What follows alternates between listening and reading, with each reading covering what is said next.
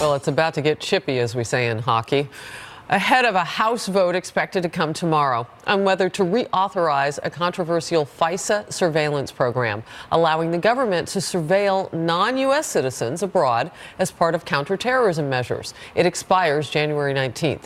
But today, a bipartisan group of House and Senate lawmakers are threatening to derail that bill unless protections are added for law-abiding Americans who get caught up in that surveillance. We understand that there are threats overseas, foreign targets, people we have to be concerned about to protect the safety of the American people. What we're against is, without a warrant, having the communications of law-abiding Americans swept up in that process. Well, you saw a Democrat there. Kentucky Senator Rand Paul was also at that news conference today. And I know you say you're willing to filibuster that bill now. The senator is with us. Why? Well, I think when we talk about the Bill of Rights, an integral part of our Constitution, it is worth filibustering. It's worth trying to say, you know what, we will have to obey the Bill of Rights. Americans need these protections. So, for example, this spy program is intended to spy on foreigners in foreign lands. I'm for it. It's a way to protect ourselves against enemies. However, as they spy on foreigners, they collect a lot of Americans. We're talking about millions of American phone calls and emails are in this database. Innocent Americans, they're incidentally collected. They're collected in sort of peripheral ways. They were never the target of anything, but they're in the database. The data is collected without any constitutional protections. I'm okay with that with foreigners, but for Americans, the Constitution always applies. I don't want domestic law enforcement searching this big database that's supposed to be on foreigners and trying to accuse people of domestic crimes. I think the Constitution applies to everybody, every American here, and it is worth filibustering over. Yeah, so what you're saying is that we've agreed through our Constitution to lower the bar where foreigners have access to those rights. That's fine, but all of us have to be protected at a certain higher level. So the question then is, how do you change it and keep us safe at the same time? Because you do have, Senator, people arguing, well, we'll just give up some freedom so you can keep us safe.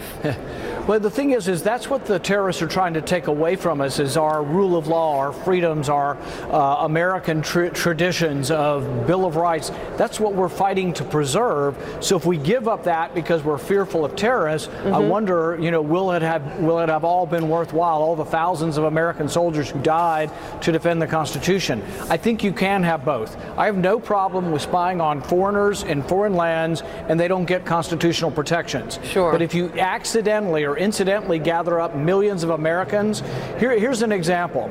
Right now, the Justice Department has decided they're going to go after medical marijuana in Colorado. Colorado has legalized this. We have this enormous database. Would you want the U.S. government to be searching through a database on foreigners that's incidentally collecting information on Americans and then have the federal government go and try to overturn Colorado's law? So there's a lot of things that really should involve the Constitution. Any American accused of a crime deserves the Fourth Amendment, which says the government can't look at your stuff unless they have probable cause you've committed a crime. They have to name you and they have to say what they're looking for. This information has been gathered with no constitutional protections. It's just all scarfed up by the millions and millions. And so we have to be very careful about letting the government just look at that without any kind of control. Well, your hallmark on Congress has been your ability to filibuster.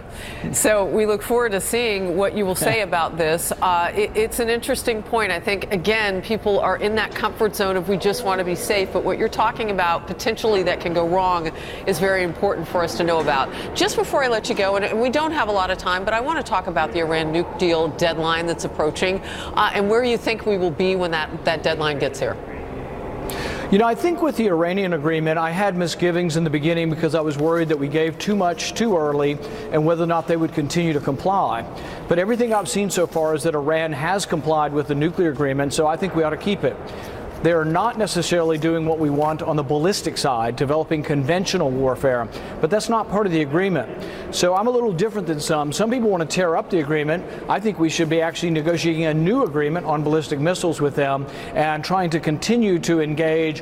And I think ultimately the Iranian people, once they see that we're not interested in invading their country, most of the Iranian people would like to see the Revolutionary Guard and the mullahs overthrown.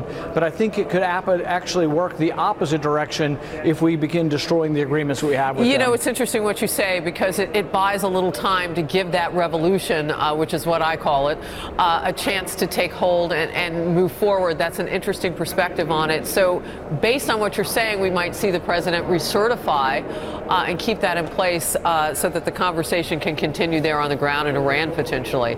Senator Rand Paul, great to see you. Great to see you in good health, and Happy New Year to you. Thank you. Absolutely.